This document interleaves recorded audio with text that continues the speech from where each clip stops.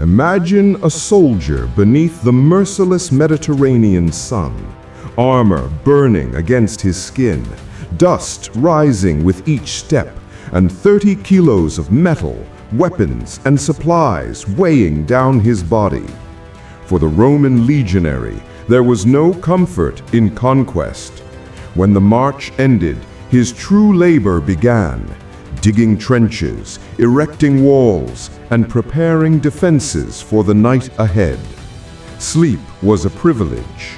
Hunger was the real enemy. But before the spear, before the shield, came the most powerful weapon of all: food. It was food that sustained an empire, that gave energy to expand borders, to build roads, and to wage wars that reshaped the world. For Rome, eating wasn't just a necessity, it was a discipline, a daily ritual that embodied the empire's greatest strengths: organization, resilience, and control. The foundation of survival: wheat, the soldier's gold. At the heart of every Roman ration was wheat, or frumentum, the sacred grain that fed the legions and built the empire. A Roman soldier's daily ration could weigh over a kilo, and from that small portion of grain, entire campaigns were sustained. But soldiers didn't receive bread, they received raw wheat. Every man had to grind, knead, and cook his own meal. With small hand mills carried in their packs, they crushed the grain into flour, mixed it with water and salt, and cooked it on flat stones or in makeshift pans. The results varied: a thick porridge, flatbread, or the toughest biscuit of them all, bucellatum. This double-baked bread was so hard that it could last for weeks. Many soldiers soaked it in water, milk, or wine before eating, just to avoid breaking their teeth. It wasn't pleasant, but it kept them alive. Rome's greatest secret wasn't in its weapons, it was in its logistics. Every legion carried enough grain to march for weeks without supply lines. Wheat was portable energy, edible strength that could cross deserts, climb mountains, and endure storms. The punishment of hunger, when wheat became shame. Not all grains were equal. Wheat symbolized pride and status. Barley, on the other hand, was for animals. So when a Roman soldier failed in his duty, discipline came not with a whip, but with a bow. His wheat ration was replaced with barley. This was known as frumentatum, a punishment that stung deeper than hunger. It wasn't just a change in food, it was humiliation. To eat barley meant you had fallen in rank, that you had dishonored the legion. In an army where discipline defined identity, this punishment was a scar on a man's pride. Rome ruled its soldiers not just through fear, but through food.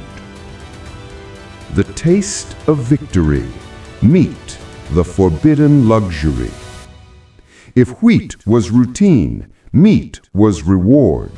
To the common legionary, eating meat was a sign of fortune, a brief moment of luxury in an endless march of exhaustion. Rome didn't have steady meat supplies. Soldiers had to earn it through hunting, conquest, or Russian trades. During campaigns, when villages fell, their animals were seized: goats, sheep, oxen, and above all, pigs. The pig was the legion's favorite. It was easy to breed, quick to prepare, and could be preserved in many ways: salted, smoked, or transformed into sausages and bacon. Nothing went to waste. Fat was used for cooking, skins for tools, bones for broth. But meat wasn't only food, it was ritual. Before great battles, legions performed the sacred suevotarialia, the sacrifice of a pig, a sheep, and a bull. Their blood was offered to Mars, the god of war, and the roasted meat shared among the men. That taste of flesh before battle wasn't just nourishment, it was unity, courage, and faith. Yet, Rome didn't survive on sacrifice and ceremony alone.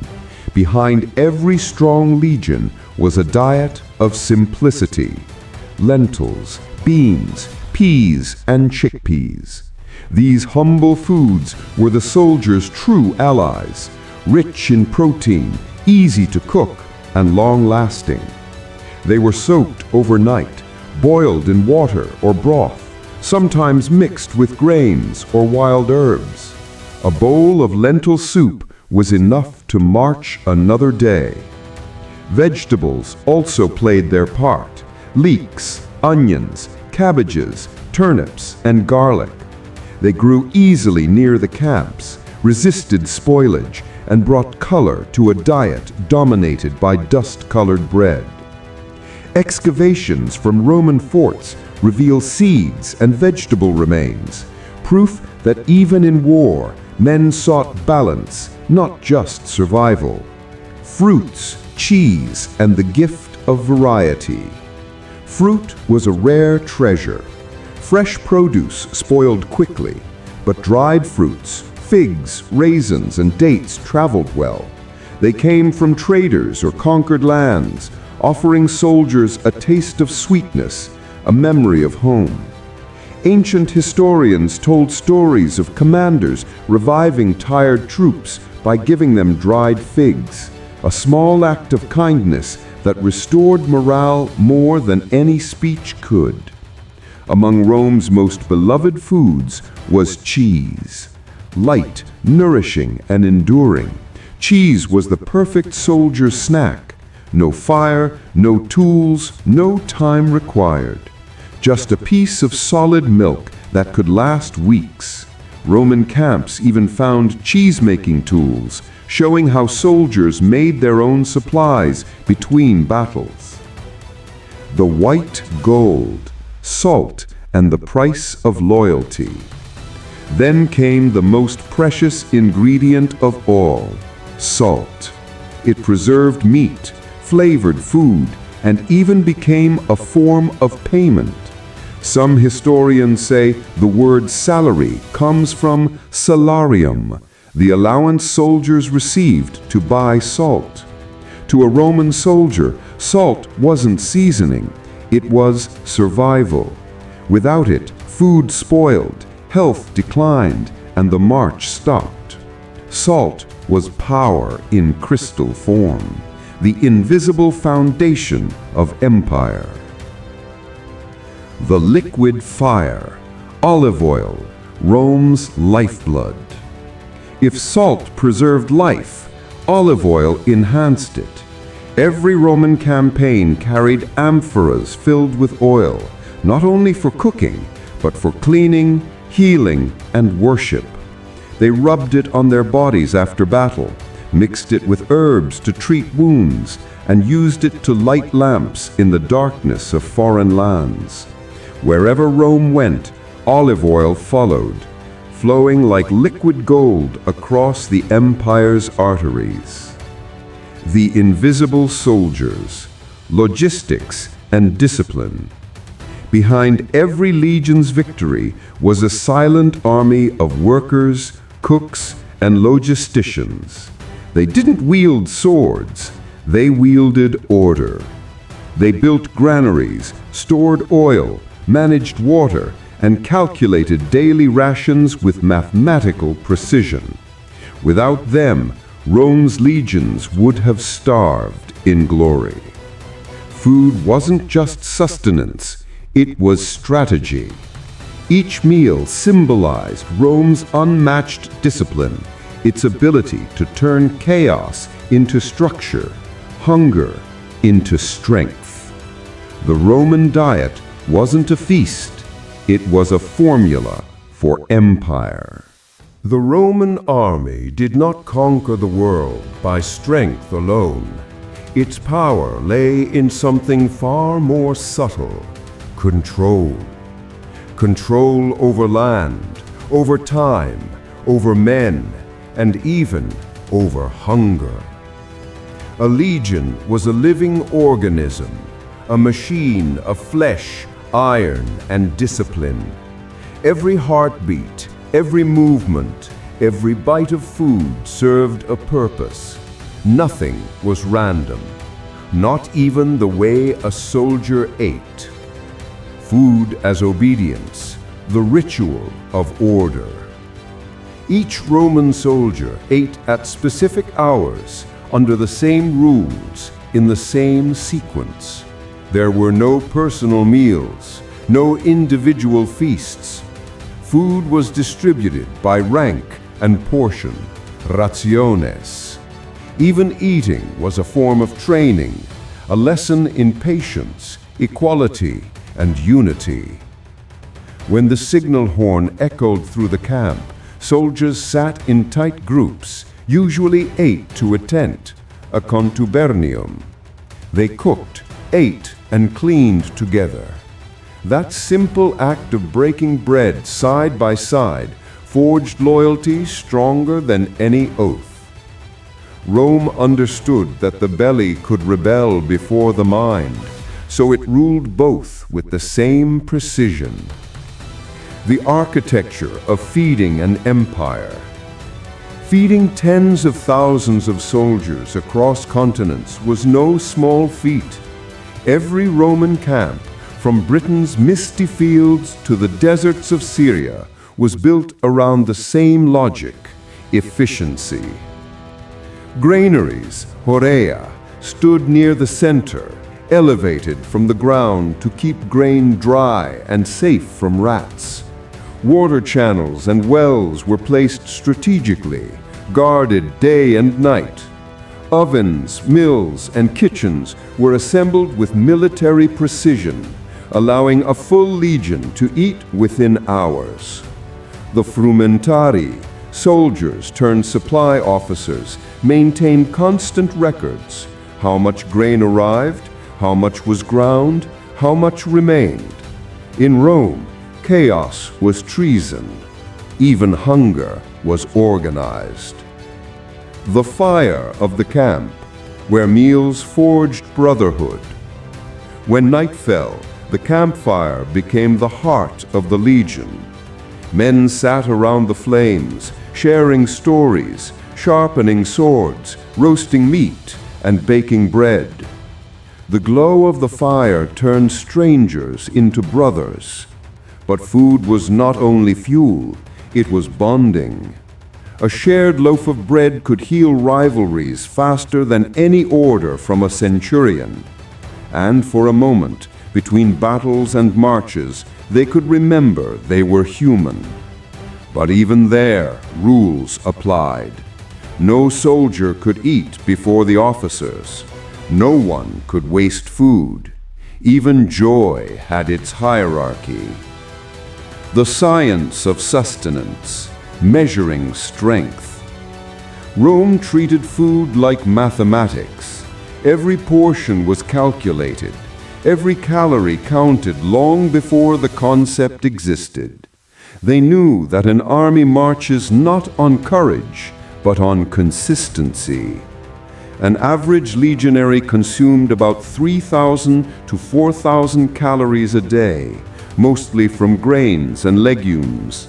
Fat and meat were occasional bonuses, and wine or vinegar water, posca, was constant hydration. But what truly set Rome apart was its logistics network. Roads, supply chains, and storage systems that allowed fresh food to move faster than most modern armies could imagine. Even during distant campaigns, commanders ensured their men ate enough to fight another day. Olive oil and water, the dual lifelines. Olive oil was the empire's lifeblood, carried in massive amphoras marked with the origin and purity. It was food, medicine and ritual combined. Soldiers rubbed it on wounds, mixed it into meals, and even offered it to gods before battle. Posca, on the other hand, was the taste of survival, a mix of vinegar and water that purified what they drank. It was sour, unpleasant, but effective. To the elite, it was peasant drink. To the legion, it was the drink of life. Modern science would later confirm what Rome already knew, that vinegar killed bacteria and restored electrolytes. Rome did not invent science, it practiced it. Cheese, salt, and the flavor of endurance. Cheese became the soldier's companion, portable, nutritious, and easy to trade. A soldier could march days with only cheese, bread, and water. This combination was Rome's version of rations, simple, durable, and balanced. Salt, the silent treasure, tied it all together. With it, they preserved food, healed wounds, and sealed loyalty. Roman generals knew the value of salt so deeply that some historians say soldiers' pay, salarium, literally meant the salt allowance. In every handful of salt lay the empire's true taste, discipline made tangible. Rome's power was not only military, it was culinary. Wherever its legions went, Roman food culture followed. Bread, oil, and wine became symbols of civilization. To eat like a Roman was to be Roman. In conquered territories, new farms and mills were built. Local crops were replaced with wheat fields, ensuring that the empire's stomach was never empty. Roman governors distributed grain to allies, soldiers, and citizens alike, binding loyalty through food. Bread became more than sustenance, it became politics. In Rome itself, panem et circenses kept the masses loyal. Feed them, entertain them, and they will not rebel. Rome mastered not just warfare, but appetite. The cultural mirror, food and faith. To the Romans, eating was sacred. Every meal began with a small offering to the household gods, Lares and Penetes. Even in distant camps, soldiers carried tiny shrines and offered a bit of food before eating. Food was gratitude, and gratitude was order. Before great campaigns, sacrifices of pigs or bulls were common. The smell of burnt flesh mingled with incense, a symbolic reminder that survival itself was divine mercy. Rome believed that victory came to those who honored the gods, and nothing honored them more than sharing a meal before blood was spilled. The psychology of the ration, controlling the human engine. By controlling what a man ate, Rome controlled how he thought, fought, and endured. Rations were portioned not only by need, but by morale. A soldier who knew his next meal was certain could march into death without fear. Food in Rome's hands was strategy, a weapon sharper than any sword. Through bread and oil, the empire commanded loyalty deeper than any speech could inspire. Even rebellion could be crushed through hunger. Starving enemies, cutting supplies, poisoning wells, Rome turned food into a theater of war. Sieges weren't just about walls, they were about who could eat longer. The legacy of the legion's diet. As centuries passed and the empire changed, the diet evolved but never lost its essence. The descendants of the legion's food still live today. Pasta, olive oil, cheese, wine, all born from the barracks of empire. Modern nutritionists study Roman diets and marvel at their balance. Carbohydrates from grain, protein from legumes, fats from oil, and vitamins from vegetables. Without realizing it, the Romans built one of the most efficient field diets in history. And that efficiency fed an empire that ruled for nearly 1,000 years. The final meal, what remained after empire. When Rome finally fell, it wasn't hunger that destroyed it. It was corruption, greed, and decay. But the memory of its discipline remained. Archaeologists still find charred bread, amphorae of olive oil, and broken mills buried in ancient camps. Silent witnesses to the daily hunger that built the ancient world. To understand Rome's greatness, you don't need to see its monuments. You only need to imagine a soldier miles from home, kneeling beside a small fire, grinding grain, baking bread, and eating in silence. A ritual that fed not just his body, but an empire.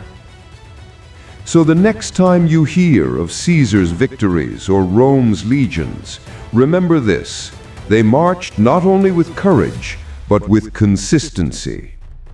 Empires rise with ambition, but they endure through discipline.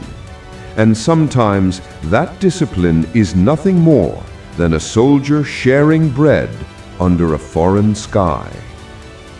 If you enjoyed discovering this hidden truth behind Rome's power, don't forget to like, share, and subscribe. And may Mars guide your curiosity in every battle of knowledge.